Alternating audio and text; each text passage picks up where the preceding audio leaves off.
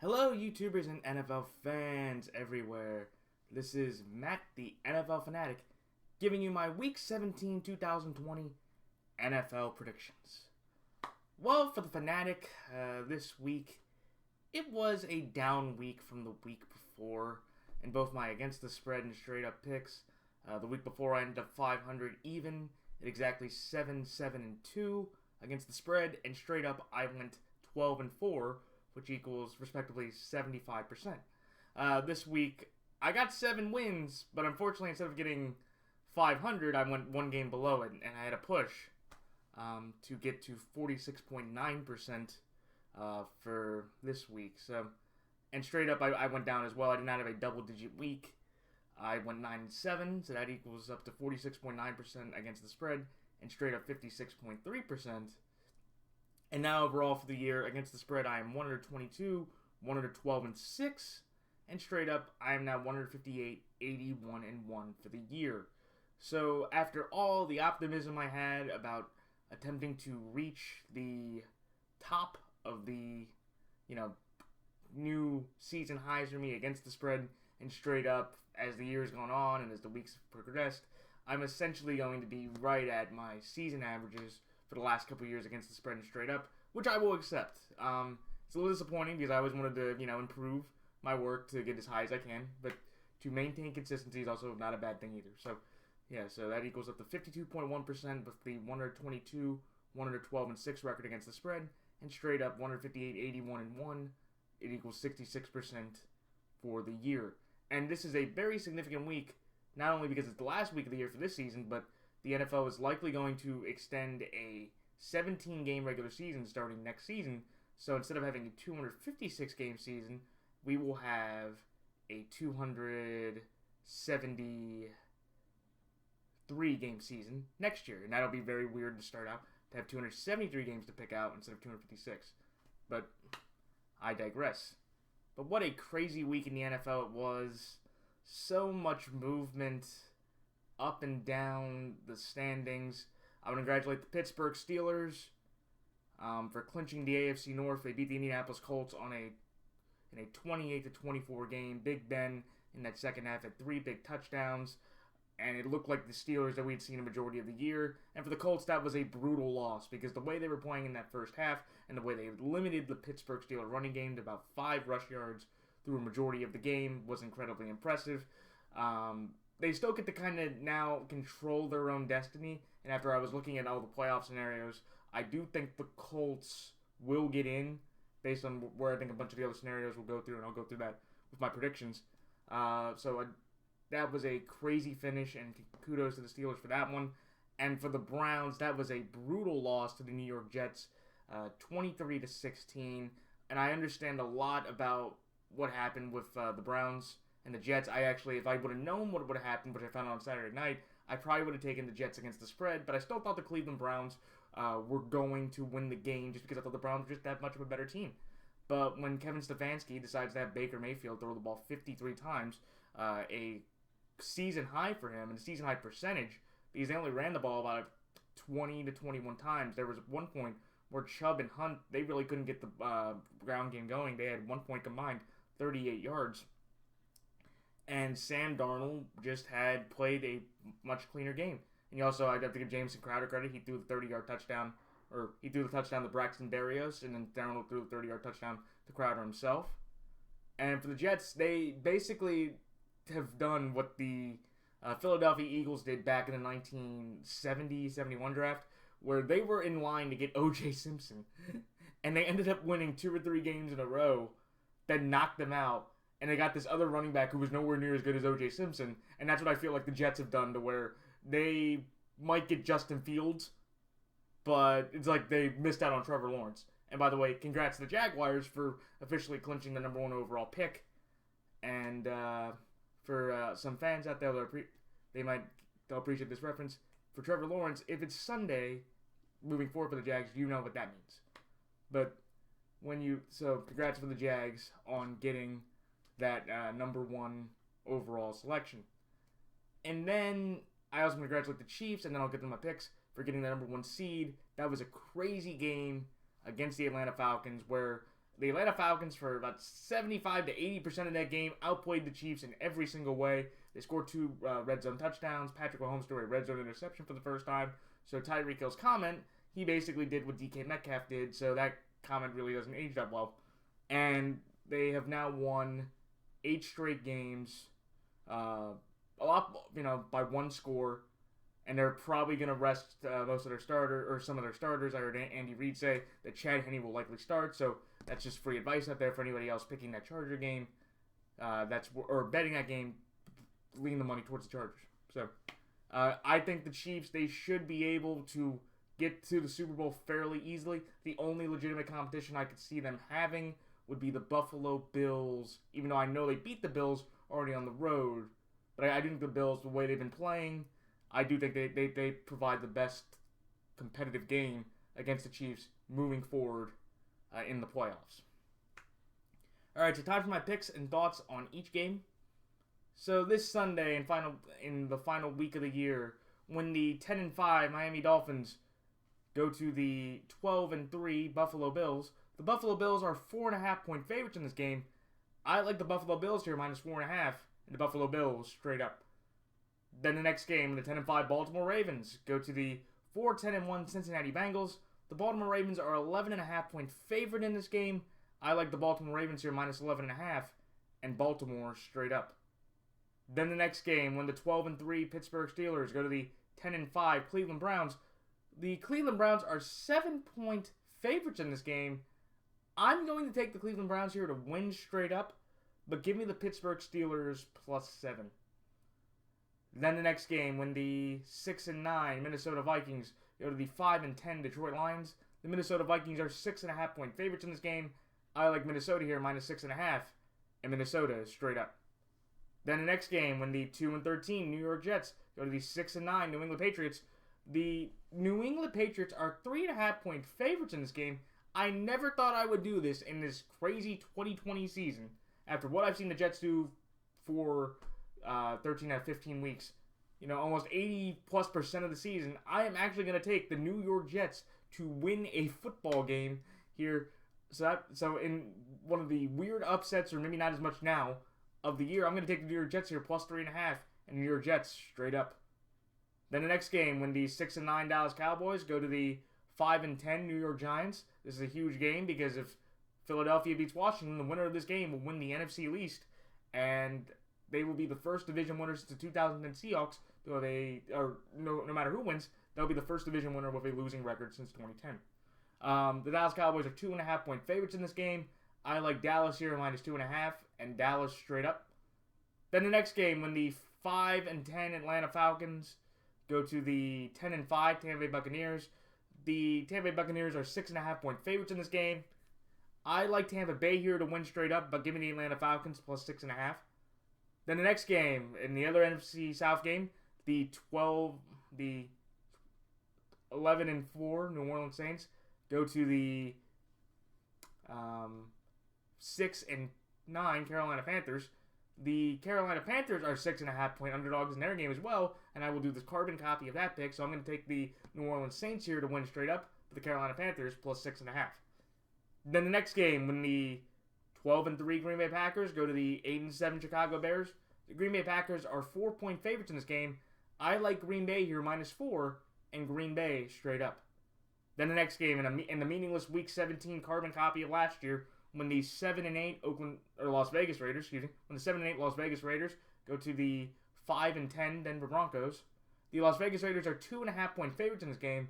I like Las Vegas here minus 2.5, and Las Vegas straight up. Then the next game, when the 10-5 Tennessee Titans go to the 4-11 Houston Texans. The Tennessee Titans are 7-point favorites in this game. I like Tennessee here minus 7, and Tennessee straight up. Then the next game, when the 1-14 Jacksonville Jaguars go to the 10-5 Indianapolis Colts. The Indianapolis Colts are 14-point favorites in this game. I like Indianapolis here minus 14, and Indianapolis straight up. Then the next game, when the 5-10 Los Angeles Chargers go to the 14-1 Kansas City Chiefs. Los Angeles Chargers are 1-point favorites in this game. I like the Los Angeles Chargers here minus 1, and Los Angeles Chargers straight up. Then the next game for the 7 seed battle in the NFC West, when the 8-7 Arizona Cardinals go to the 9-6 Los Angeles Rams. This game is a pick'em, and I will explain why in a second.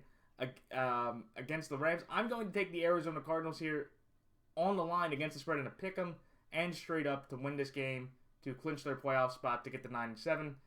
And then the next game, when the 11-4 Seattle Seahawks go to the 6-9 San Francisco 49ers, the Seattle Seahawks are 5.5 point favorites in this game. I like Seattle here minus 5.5 and Seattle straight up. And then finally, in the last game, game 256 of the year, when the 6-9 Washington football team go to the 4-10-1 Philadelphia Eagles, the Washington football team are 2-point favorites in this game. I'm going to, as an upset, I'm going to take the Philadelphia Eagles here, +2, and the Philadelphia Eagles straight up. Alright, so time for my quick thoughts on each game. The Buffalo Bills over the Miami Dolphins. This game to me, I initially, when I was looking at all my stuff for this week, I initially was going to take the Dolphins because I thought with the Bills, I thought the Bills could have locked down the 2 seed, but that was if the Steelers lost. So now, realizing that the Steelers had beat the Colts, they actually have that number 2 seed to play for. And I know this year there's only one bye, so you can make an argument, well, if, what does 2 and 3 matter? I think it matters in a context because if you get the 2 seed, you're at least guaranteed a second home game no matter what. So even if you have to play through it, on that bye, you could argue that might be an advantage compared to the Chiefs, who will have 2 weeks of rest, or who are essentially going to have 2 weeks of rest before they play their divisional game against who's ever left. So I do think the Bills will play their starters to clinch that number 2 seed. Josh Allen's had a fantastic year, 34 TDs, 9 interceptions. Stephon Diggs has broken the Bills' single-season reception record, the receiving yard record. He was fantastic on Monday night as the Bills thwarted the Pats 38-9. First time since 1999 that the Bills have swept the Patriots in a single season. So that must have felt good for all the 20 for the 20 years that Tom Brady and Belichick thwarted the Bills on every consistent notion. I think only in that 20-year span, the Bills only beat the Pats 3 times. So, I'm happy for them. And I just think the Bills, they are just playing at a much higher level to where with Tua, in week 2, Fitzpatrick played that game, and the Bills had kind of thoroughly had control. The Dolphins, I think they made a late fourth quarter run to get over in a 3-point game, but Josh Allen really never had that game out of hand. And I just look at Tua and go, the one thing that I will respect Brian Flores doing is that he wants to win games, but I just feel like this is going to be very similar to maybe what would happen in 2015, Week 17, where Fitzpatrick, as a member of the Jets, went to Buffalo, and all he had to do was win the game, and the Jets got in the playoffs. He ended up collapsing. I think he threw 2 or 3 picks that game, and the Bills won, which knocked the Jets out of the playoffs. I know Tua is starting, but I feel like he will struggle, and if Flores does that again, I think the third time he does it, if it happens, will bite him at the end. And I just think Tua, I don't know if he can play really well against this Bills defense, because when he's played, solid, respectable defenses before, look at Denver, he only had 90 yards. Against the Raiders defense, he only had 90 yards. He had 3 straight 3-and-outs, which got Fitzpatrick in the game, and I just don't think with the Bills having to play for the 2 seed, even though there's no bye, I just think the Bills win this game, in a nice, easy way to lock down the 2 seed. Do I think Miami has a chance? Sure they do. I think Miami, they have a solid defense. Josh Allen, who's been on a real good hot streak, has shown throughout the year he can play some rough games. And there's definitely a chance there. I feel like, even though they are going to get John Brown back from the injured reserve and COVID list, which will be a big help. But I just look at the Buffalo Bills here and say that they're going to play for the 2 seed. They are playing way too consistently on defense and offense that I don't think Tua, with the limited weapons, he might not have Devontae Parker, he might not have Jakeem Grant, Myles Gaskin, I don't think will have as big a game as he did against the Raiders defense. And I think that all leads up to a Bills win, which will lock them the 2 seed in the AFC playoffs and probably send the Miami Dolphins out of the playoffs. Or I don't know, could somebody tell me, if the Dolphins and Browns both lose and the Colts win, the Ravens win, and the Titans win. Who gets that 7 spot between the Browns and the Dolphins? If somebody could tell me that, that'd be great, because I really don't know if that scenario happens. Who gets that 7 spot? And I do know that Miami, all they need to do is beat the Bills, and they're in. So that's why I like the Buffalo Bills here, -4.5, and the Buffalo Bills straight up. The next game, the Baltimore Ravens over the Cincinnati Bengals. This one is easy just in the sense that I feel like the Ravens, they've been one of the hotter teams in football. We blew out the Cowboys. We beat the Browns in the game of the year, in my opinion, in the game of the year. And then we throttled the Jags and we throttled the Giants. And we've been the number 1 rushing attack all year once again. Lamar's completed about 70% of his passes, 11 TDs, 2 interceptions, and he's at a quarterback rating of about 112 to 117. So he's playing fantastic football. And if you take all 3 Chiefs games out of the way in his 33 starts, or in his 30 starts besides those, he is 24-6 as a quarterback. So the Ravens are hitting their stride at the perfect time. I think that we are getting healthy. I think J.K. Dobbins has clearly established himself as the number 1 running back moving forward. I think the defense has gotten a lot of pressure with Judon. Pernell McPhee made a big sack. Yannick's been getting pressure. And the secondary is playing solid, even though I know Marlon Humphrey, I think, he left the game for a little bit, but he may be able to come back. Patrick Queen has 100 tackles as a rookie, so he's definitely in the Defensive Rookie of the Year conversation. Though I'd probably give the Chase Young because I think he's just been more dominant. But I just think the Ravens are just playing too well. We blew them out the last time with Joe Burrow. That offensive line hasn't got that much better. They're not going to have Joe Mixon. He's out for the year. They probably won't have Tyler Boyd. So basically, we're going to focus on AJ and T. And I feel like our corners can do a good enough job there. And I think the Ravens easily win the game. Though I think the Bengals, could they cover the 11.5? Sure. Because last 2 weeks, they were double-digit underdogs to Pittsburgh, and they were almost double-digit underdogs to Houston, and they were able to cover both those games and win both those games outright. So I definitely think with how the Bengals' confidence has been going, they could definitely be more competitive. But I just think with the Ravens, they're too hot, they're too consistent. Lamar's always done a great job playing the Bengals in terms of rushing yards and passing yards, or in terms of running and passing every time he plays them. So I feel confident. The last time we went to Cincinnati, there was that famous Lamar spin, which broke Nick Vigil's ankles. Sorry for him about that. I just think the Ravens are just clearly, with how they're running offensively and defensively, the better team over the Cincinnati Bengals. I think this game could be a little more dicey than the Giants because I feel like the Bengals have a little more confidence. But and again, because the Bengals for the first time all year won back-to-back games. I think Zach Taylor for the second time he's only won back-to-back games. And the Bengals won their first road game since week 4 of 2018, just last week.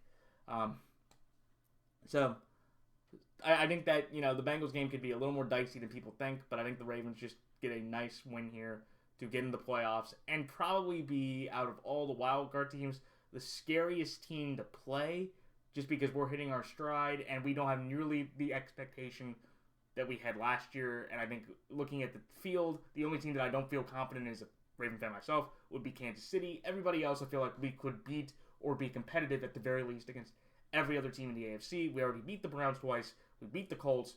We could beat the Steelers. We haven't played the Bills. And I think we could beat the Titans, but, who knows. So that's like the Baltimore Ravens are -11.5, and the Baltimore Ravens straight up.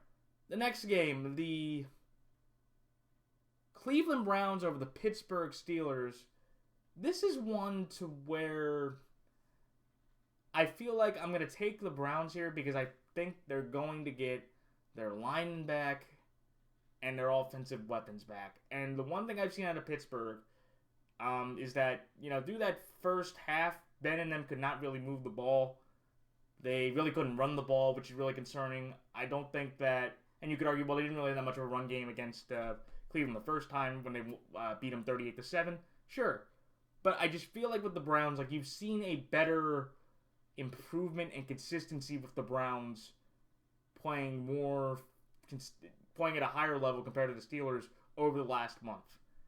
And I feel like for Cleveland, this is a game to where they know how much is at stake because they are going to possibly break the longest active playoff drought in the NFL at 18 years in front of a limited, due to the pandemic, home crowd.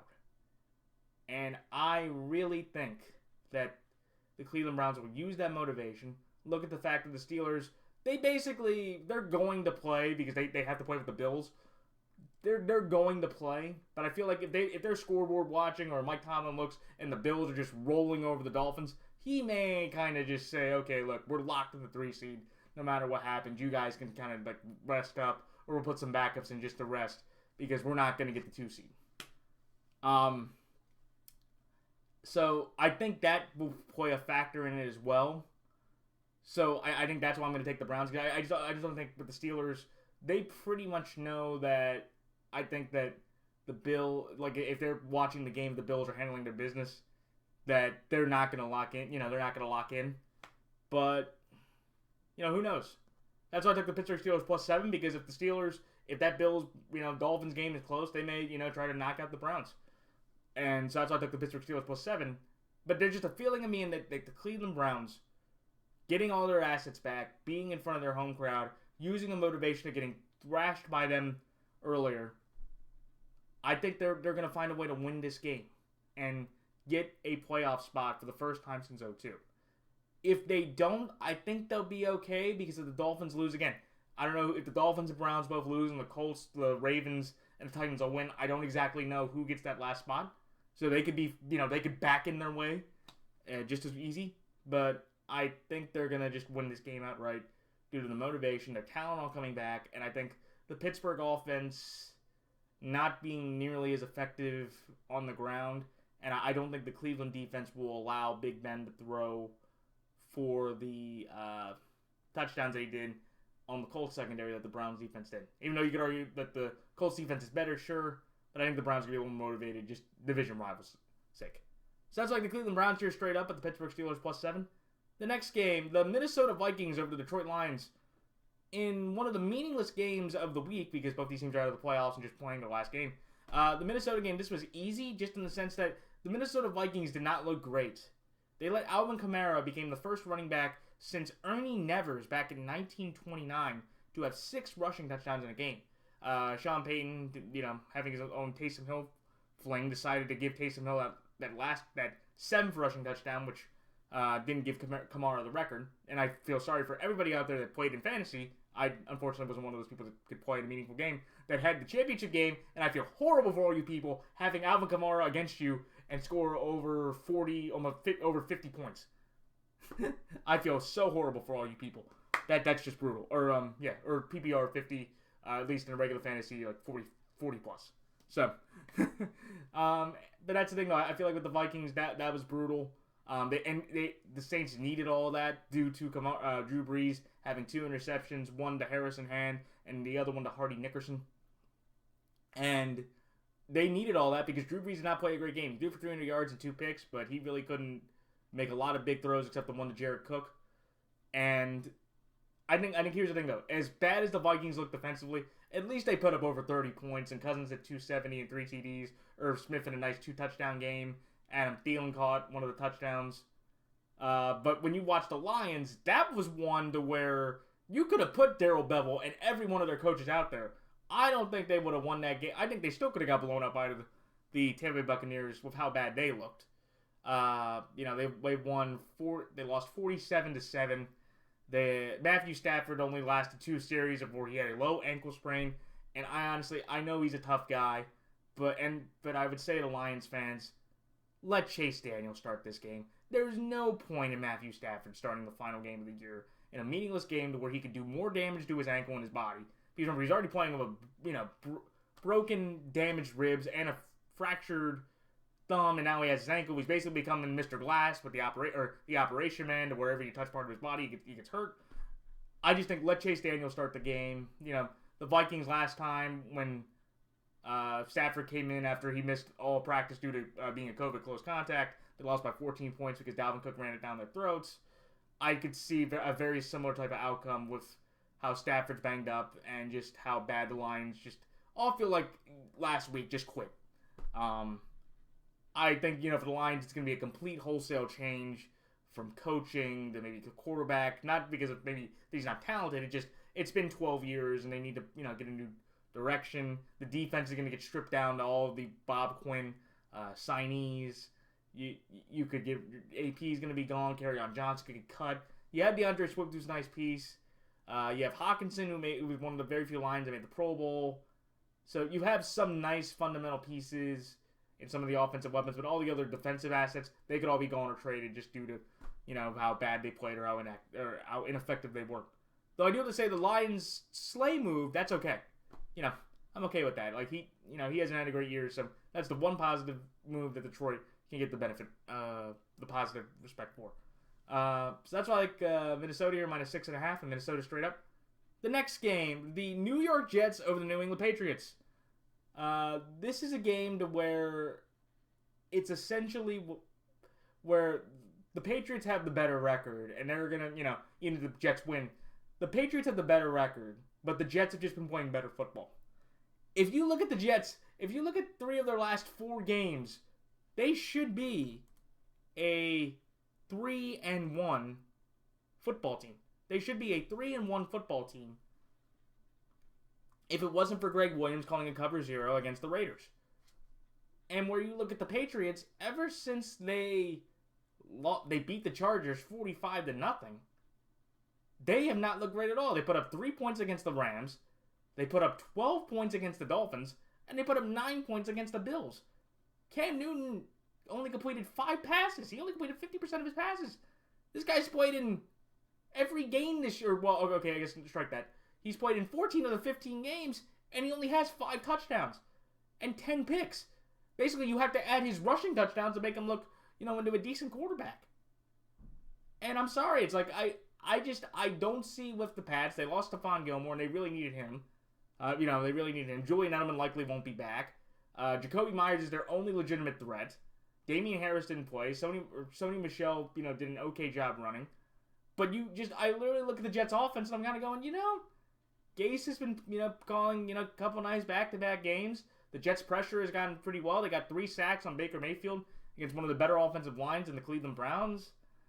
Sam Darnold's played effective football. Frank Gore, I congratulate him. He's the third running back in NFL history to get 16,000 yards. Unfortunately, he will not play, and arguably his final game of his career due to a lung contusion. But it's where, when you watch the Jets and you watch the Patriots over the last 4 weeks, the Jets have been the better football team. And that's crazy to say. Because at least the Pats, they beat the Cardinals. They beat an arguable playoff team. They beat the Ravens. They beat a playoff team. They beat the Raiders, who are, could be a 500 football team. The Jets, and you can say, look, and the Jets, it's kind of like, the Jets have more impressive wins. They beat a 9-win Ram team with everybody there. And they just beat the Browns, who were one of the hotter teams in the league. So it's one of those crazy things to where the Patriots have the better record, and they're probably going to have the better structure moving forward, even with, the Jets having a number 2 pick and all that cap space. But when I look at this game, I just think the Jets have just been playing better football. And everybody remember, when Sam Darnold didn't play the first time, it took a 50-yard field goal from Nick Folk to win that game. So, at the very least, even if the Patriots win this game, which could happen, the Jets I think are going to at least look competitive, or they may be able to hold 3 points. They might get a field goal game out of it again. So, at the very least, I just feel like, that's my reasoning for taking the Jets. But even if the Pats win, at least I could feel confident enough saying the Jets can at least cover and, only win by 3 or less. So I'll take that to me for this pick. It's kind of a weird game to where who would have thought the Jets would have a 3-game, winning streak to end the year after going 0-13. And that's the joy of the NFL right there. That no matter what happens in a season, the worst teams can still have 3 games a year where they won.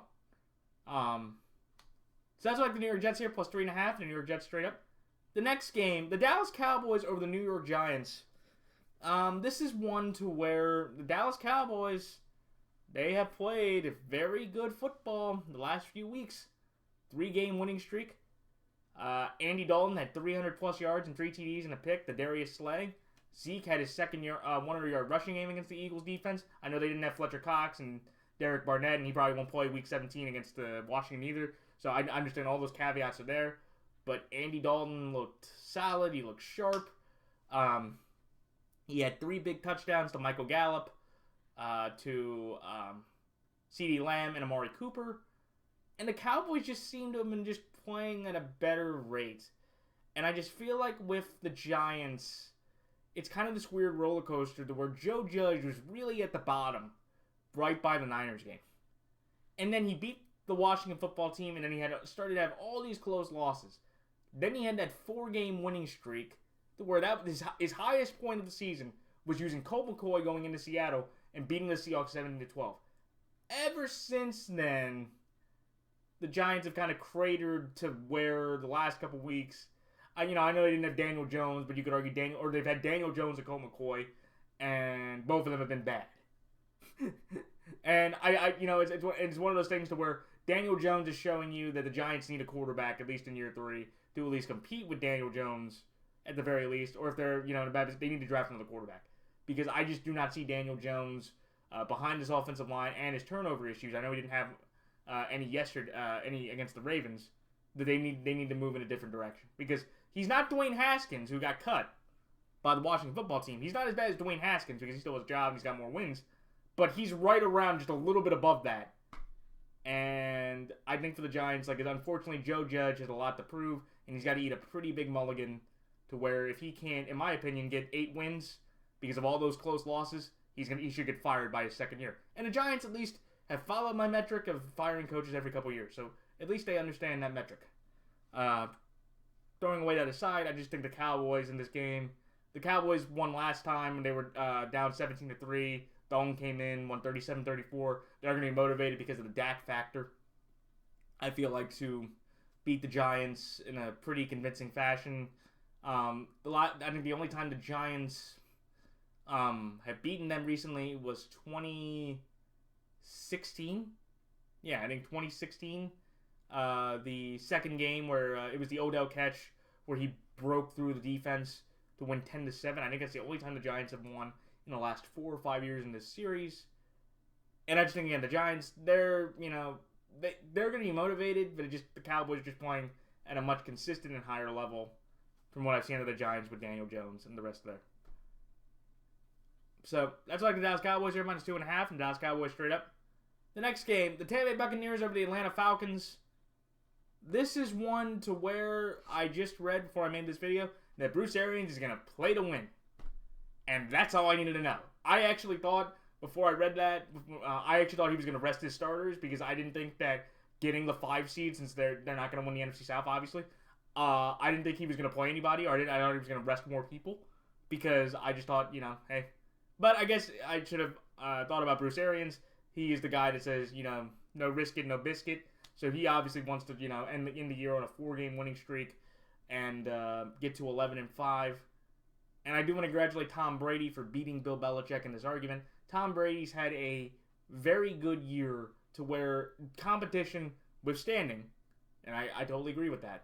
I feel like that he's lifted the Bucs to a level to where they are going to be, at least in my opinion, a competitive football team that gets out of the first round if they lock the 5 seed with the NFC beating the NFC East team. They can be competitive for the Packers, who they beat. They could be competitive against Seattle, and I think they could play a better game against New Orleans.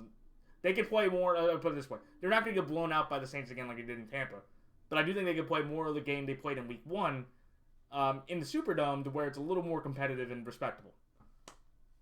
And for the Falcons, I'll take them plus 6.5 because I think the Falcons are going to play good football. They usually seem to play good football, and it just always somehow seem they're the NFC version of the Chargers. They just, most of the time, more often or not, will lose games more than they win. And that's that. I think Tampa, good for them. I hope nobody gets hurt, because I think that's going to be the thing that everybody's going to question Arians if someone gets hurt, because you just wanted to win a meaningless game that locks you in the 5 seed. Whatever. Good luck with that. But so we'll see if that happens. But good luck to both squads though. So that's why I like the Tampa Bay Buccaneers here straight up, but the Atlanta Falcons plus 6.5. The next game, the New Orleans Saints over the Carolina Panthers. This is one to where even if the Saints were locked in the 1 seed, I still would take the Saints to win this game, because I feel like the Saints backups are good enough, or Jameis or Taysom Hill are good enough to beat up the Panthers team.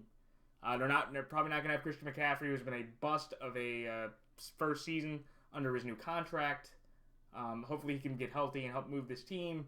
The Panthers played a solid game against Washington, though they were playing Dwayne Haskins. And if I knew Dwayne Haskins was going to start, I probably would have taken the Panthers to win. And they definitely showed that through the 2 interceptions they got Haskins to throw, who got benched for Taylor Heineke. They had the punt block touchdown that was picked up by Zaz something. His last name started with Z.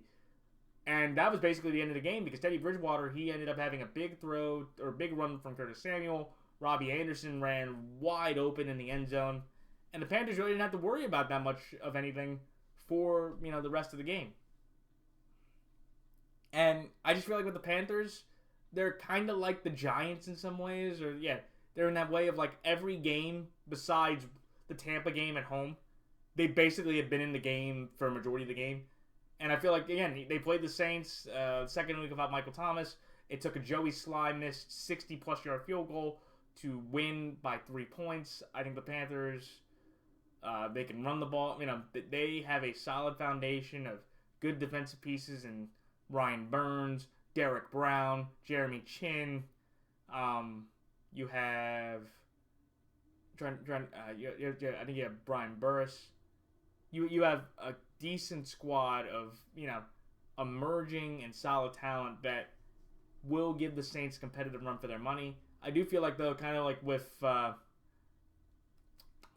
like Pittsburgh, I feel like if New Orleans is watching Green Bay and they're dominating the Bears, they may relax a bit because they know that they can't move any further. So that's where I feel like the Panthers hold on with the plus 6.5. But the Saints, I just feel like even with their backups, Taysom Hill plays out the rest of the game. I think the Saints will win this game, just based on how they've been able to run the ball. The defense has been pretty solid for the most part through this second half of the year. And I just don't think the Panthers, if you're going to give me Sean Payton or Matt Rule, even with backups, I'll take the Saints in that one in this game. So that's like the New Orleans Saints here straight up at the Carolina Panthers plus 6.5.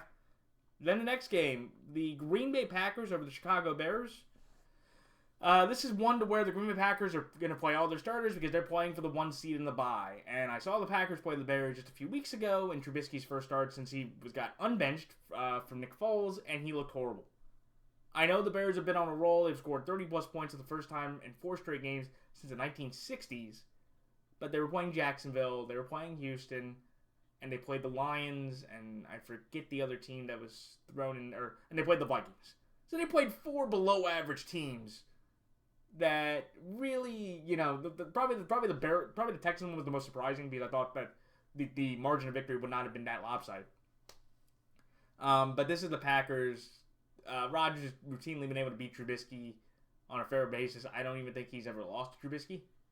I could be wrong in that, but I don't think he's ever lost to Trubisky. And I just feel like with the Packers, how dominant they were. Rodgers throwing another 4 TDs and 1 pick, so he has 44 TDs to 5 interceptions. He likely will get the MVP award because Mahomes is resting, and Rodgers has just been on a dominant role, and he's played more efficiently than Mahomes has, and more consistently. Aaron Jones and A.J. Dillon had monster games on the ground. Devontae Adams is leading the league in touchdowns, and he's missed 2 games. And I just feel like, again, like the Bears, Matt Nagy is going to be at a point to where, I'm sorry, Bears fans, you may say I'm a trigger finger. I think you still have to fire Matt Nagy. Because, to me, Matt Nagy is a 500 football coach. That's Matt Nagy and Mitchell Trubisky's ceiling. If he goes with Trubisky or Foles or whoever it is going into next year, the over-under for his wins will be 8, and I think he will just always be a 500 football coach with that great defense. As good as he's been. And as weird as the roller coaster season's been, where they started out 5-1, they beat the Bucs with Nick Foles, and everybody thought the Bears were going to be a legitimate maybe contender or a dark horse team that could surprise people. Then he plummets for 7 straight losses, and now he's got 4 straight wins, and everybody's like, okay, we got to beat the Packers. But unfortunately, the Packers have to play their starters. It's not like the Packers locked up the 1 seed because the Saints lost, and we could get in just basically backing our way in due to playing Tim Boyle or Jordan Love. No, you're going to get steamrolled by the Bears, or you're going to get steamrolled by the Packers, Chicago fans. And Matt Nagy's going to be 500, and it's, to me, going 500 to 500, that's not improvement, that's lateral movement. And if you're going to tell me that Matt Nagy can be a winning football coach with that current Chicago Bears roster, with all the free agent moves or all the different moves you have to make in the offensive side, with Allen Robinson being the most important, then, that's a good laugh. then Matt Nagy can be a winning football coach in the NFL once again. I also just think, again, the Packers have just been too dominant. Their defense out-physical the Titans' running game. They held Henry to 98 yards. They had over 130 yards on the ground, but that was due to also just Tannehill getting a 45-yard QB read option run. So that was just one play. But I just think the Packers are just way too confident, relaxed, and rolling at too high of a level. I don't think the Bears can stop. So that's like the Green Bay Packers here, -4, and the Green Bay Packers straight up. The next game, the Las Vegas Raiders over the Denver Broncos. This is one to where I went with the better quarterback. I just, this is a tough one. Both teams aren't very good. John Gruden, he's maybe playing for his job. If he loses to Denver, I think that he should be fired. Or I've been saying that for a couple weeks now. And for Denver, for some random reason, Vic Fangio is going to come back in 2021 after he went from 7-9 to 5-10 or 6-10 or 5-11. Hey, Broncos fans or John Elway, can anybody explain to me, when you go from 7 to 6, did you progress or regress? I thought as you had more time in the NFL, your job was to move forward, not backward. And Vic Fangio having a 13 or 12 and 20 record through 2 years, that's good enough to get a third year. I'm sorry, I thought, the job was to move forward. So, kudos to Vic, but I guess obviously John Elway, since he is basically the Michael Jordan of... So basically, or what I was going to say about that is, John Elway is like Michael Jordan running the Hornets. John Elway is the greatest athlete the Broncos ever had. Michael Jordan's the greatest basketball player the Bulls ever had.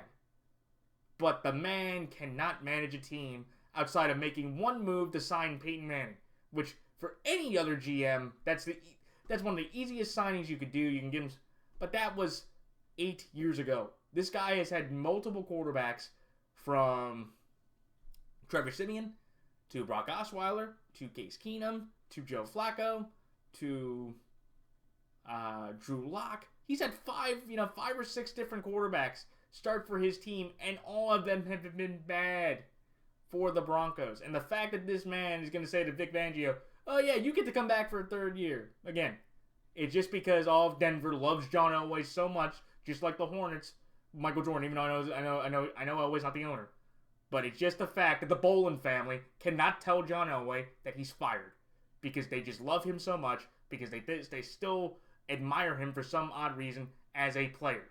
He's not a player anymore. He's the GM, and I just think it's time for the Broncos. It should be time for the Broncos to move on for both Fangio and Elway, and get a new GM in there, and maybe let Drew Lock get traded or get another quarterback.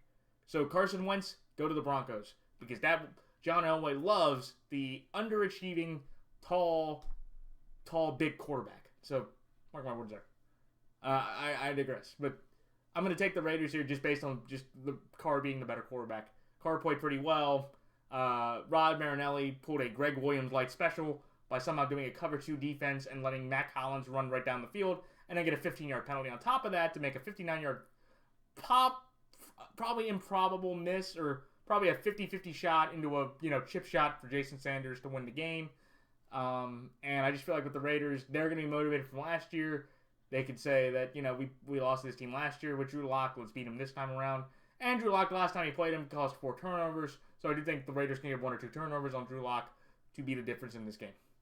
And I don't have Phillip Lindsay anymore because he's on IR because of last week. So that's why I like the Las Vegas Raiders here, -2.5, and the Las Vegas Raiders straight up. The next game, the Tennessee Titans over the Houston Texans. This one is fairly simple because the Houston Texans defense is awful. The Houston Texans defense let Brandon Allen outplay Deshaun Watson. And I will say that again. Brandon Allen outplayed Deshaun Watson. He had 280 yards, 2 touchdowns, and he didn't turn the ball over. Deshaun Watson turned the ball over twice. I know he picked up 1 fumble, but the real score of the game was Brandon Allen 0, Deshaun -2. And that was turnovers he caused. But just looking at the Texans, Titus Howard and Tunsil left injuries to so their offensive line is going to be beat up. I know the Titans don't have a pass rush, but I do not think the Texans will be able to run the ball nearly as effectively with David Johnson, who had his best game of the year, over 120 yards and the 1 touchdown. And I just look at the Titans where, again, like Derrick Henry last time ran for 212 yards. He needs about 235, I believe, to get to 2,000 yards for the year. But I just look at the Titans saying they know what's at stake here, and they want to try to get redemption back from the humiliation they just suffered in Green Bay. So, do I think the Texans have a shot? Sure. Look, Deshaun Watson, he can beat up, this Titans secondary, this lack of defense that they have, just like Rodgers could. But I just think at the end of the day, if you're going to tell me what defense do you trust a little more to make one more stop, that's the Titans defense right now compared to the Texans defense. And last time they played them, it was basically Derrick Henry running all over them because I know the Texans were basically in the position where they could rest. They had nothing to play for. The Titans, unfortunately, have something to play for, and the Texans don't now. Again, but for totally different reasons. But I'm going to take the Titans here -7 just because I've seen the Texans play the last couple weeks. And besides Indy, they got blown out by the Bears, and they gave up 38 to Cincinnati. So I feel like with the Titans, they're a much better team than the Bengals, and they're a little better team than the Colts. So that 7-point margin should be able to get reached fairly easily. So that's why I like the Tennessee Titans here -7, and Tennessee Titans straight up. The next game, the Indianapolis Colts over the Jacksonville Jaguars. This is one to where Indy is motivated. They remember week 1, and out of all the losses in the year, the one probably that you could argue the most inexplicable that's moved on from now, or probably this would be over even the Jets-Rams one, okay, is how Jacksonville in week 1 was able to beat the Colts off a Phillip Rivers interception to Andrew Wingard, and how Gardner Minshew was able to throw 3 touchdowns against this Colts defense and essentially put the Colts in this position to where they could have been the AFC South champions. They could have been fighting for a 2 or 3 seed, but they're not because of the Jacksonville loss, which is nuts to me. But I look at this game and I just feel like the Colts, they're irritated. They're irritated that they blew a 21-point lead. They're irritated at Jacksonville for giving them that one loss in the beginning. And I just think with the Jags, look, they're going to play some of their people, but Johnny Robinson couldn't play. Mike Glennon's going to start again. Mike Glennon was Mike Glennon.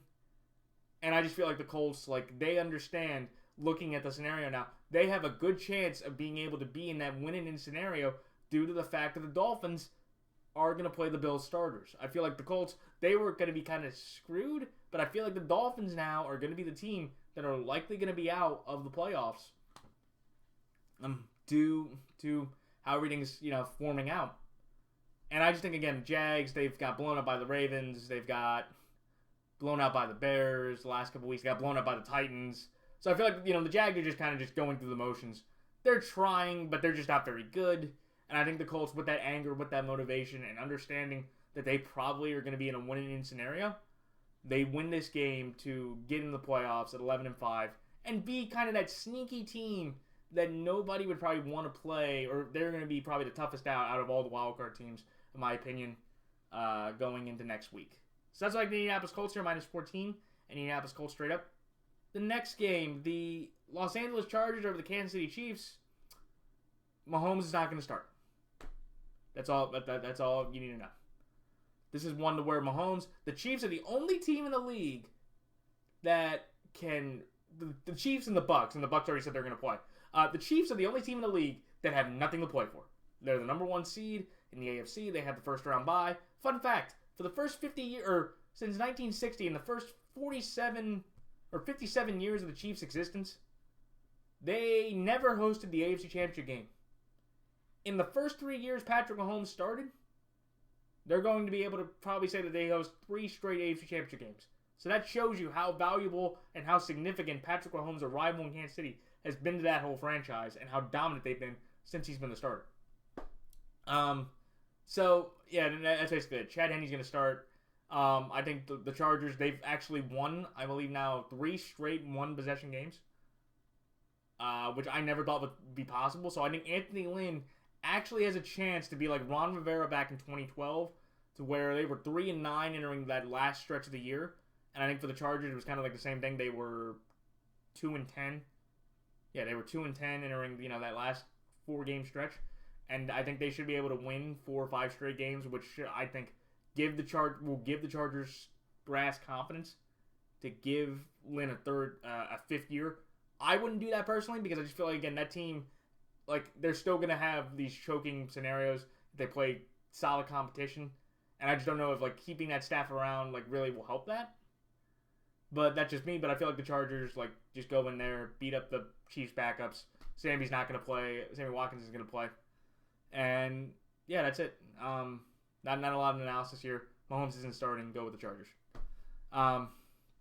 That's like the Los Angeles Chargers are -1 and the Los Angeles Chargers straight up. The next game, the Arizona Cardinals over the Los Angeles Rams. This one is a pick-em due to the fact that Jared Goff on Sunday suffered a dislocated and fractured right thumb, and he had surgery last night to repair it, and he is officially out for this Sunday in this pivotal playoff seeding game. And that means former Wake Forest quarterback John Wolford will be the starter in this game. John Wolford, who is the third all-time leading passer at Wake Forest, becomes the first quarterback since Kyle Orton to make his first start of the year, or his first career start, with the division title or with a playoff spot on the line. Good luck to the Rams, because they also lost Darrell Henderson with a high ankle sprain. He was put on IR, so he will likely be out for the rest of the year, because I don't think the Rams are going to be able to win their first playoff game if they back in due to the Bears losing. But this game is going to be so weird because Kyler Murray, if anybody watched on Saturday night, suffered a lower leg injury himself. And he is iffy as well. So we could be having a game to where the NFC West playoff race comes down to John Wolford and the Arizona Cardinals backup quarterback. It's not going to be Brent Hundley, amazingly, who's been in the league for a little while. And I think he beat the Seahawks just last year. It's going to be a guy named Chris Streveler, who played college quarterback at Minnesota and South Dakota. And he played for the Winnipeg Blue Bombers for the last couple of years with the Grey Cup. So he's won a Grey Cup. But for the Rams and Cardinals, how bad is that? That your two big former number 1 overall pick quarterbacks could be both hurt, and you could see the immortal game of John Wolford and Chris Streveler for a playoff spot. Wow. Boy, that's going to be a brutal game. And I think the only reason why I'm going with the Cardinals is that I think Kyler could play. Jared's already out. If Kyler doesn't play, then I'm just going to go with a pick. Anybody that picks this game is just going to be hanging on the hope at that point. So I'll just stick with the Cardinals. Like, it's something where, like, okay, Cardinals have better weapons. Rams have better defense. And at least Chris something, at least one in Canada. Honestly, like, if that's the matchup, I'll just throw my hands up and just stick with the Cardinals. Again, I don't know. But that's going to be a pick that just not going to mean anything. Because seriously, with those two guys being your starters, there's really no movement. You can go the Cardinals defense or the Rams offense. Or the Cardinals offense, the Cardinals offense, the Rams defense. Whichever one you want. But, I'll go with the Cardinals because I'm going to stick with Murray. And I guess even if Kyler Murray's ruled out, I'll stick with the Cardinals. It's a pick-em, so there we go. Sounds like the Arizona Cardinals here against the spread and a pick-em, and Arizona straight up. And in the final two games, the Seattle Seahawks over the San Francisco 49ers at State Farm Stadium. I'm going to take the Seattle Seahawks here because they will be playing just like the Saints for their starters, just based on the fact that if somehow the Packers and the Saints lose, the Seahawks will get the number 1 seed. And also, I just feel like with the Seahawks, they played consistent ball. I don't think Pete Carroll's going to rest his guys. And also, I just look at the Niners. They're not going to have Jimmy Garoppolo. They're not going to have some other pieces. They're not going to have Brandon Ayuk. They're not going to have Trent Williams. And the Niners just are a injury ward all throughout their team. And I just think the Seahawks, even with Geno Smith there, I think if Russ doesn't start, or I think Russ will start, I just think Russ should be able to beat up a lot of the backups and all that the Niners have. Like, this isn't a game that's, going to be fun. It's just basically a bunch of backups and C.J. Beathard playing against a Seahawks team that's been rolling. They've averaged 9 points per game on defense since Jamal Adams has gotten back in their 3-game winning streak. And they have the most sacks in the league since Jamal and Carlos Dunlap have come in from back from injury and from the Bengals, respectively. Do I think the Niners have a shot? Sure. The Niners have always just somehow seemed to, with whoever they have, just make it work. Jeff Wilson, Kyle Juszczyk, Brandon Ayuk, their backup left tackle, their backup running back, whatever. their backup secondary. They always just somehow seem to have guys in depth that make things competitive. But I think with losing the left tackle, losing Ayurk, losing Debo, essentially just having George Kittle and nobody else, I think the Seahawks win by that 5.5 in an easy way. So that's like Seattle minus 5.5, and Seattle's straight up. And finally, the Philadelphia Eagles over the Washington football team. This is one to where I just think, I know Ron Rivera said Alex Smith was optimistic Alex Smith could come back. And even if Alex Smith comes back, he's not going to be 100%. And if Terry McLaurin cannot play, I just do not see the Washington football team with no outside threat. And I know what we could say, well, they're just going to run the ball with Gibson and McKissick through the Swiss cheese defensive line of Philadelphia without Fletcher Cox. That could be 100% true. But if you're telling me in this moment, with the uncertainty of Alex Smith, and it's Taylor Heineke, I will take the Eagles with Jalen Hurts. I think he will be able to outplay Alex Smith due to his dynamic, due to his mobility, and just having all the weapons that he has. He has more offensive weapons compared to Washington. And I think he can evade the Washington pass rush compared to the Eagles pass rush and defense. And you could say, and I just don't think, I have not seen Alex play well enough to where he has been able to shred, secondaries with massive amounts of yards in any of his starts. Because even when he was playing the Niners defense, when he got his calf injury, he was not playing really well there either. Basically, it was the 2 defensive touchdowns by Nick Mullins, which gave the Washington football team that victory. And if he doesn't even go, it's going to be Taylor Heineke. And I'll feel way better about that. If it's Jalen Hurts against Taylor Heineke, I'll take Jalen Hurts in this one. I should have thought if the Eagles-Cowboys last week, if it was Andy Dalton and Hurts, I went with the worst defense. And I thought the Eagles' defense would have played better. Obviously, I was wrong.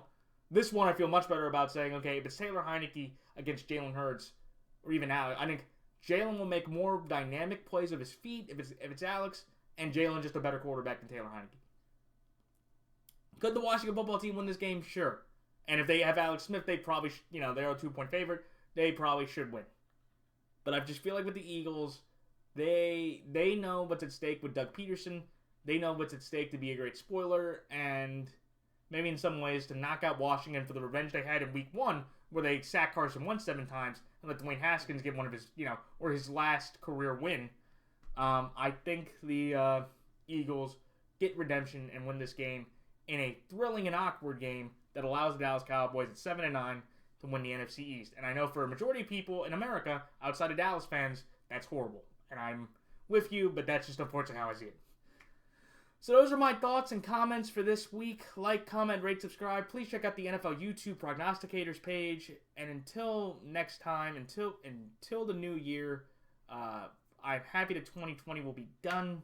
It's been a crazy, awkward, struggling, trying time for a majority of people around the world.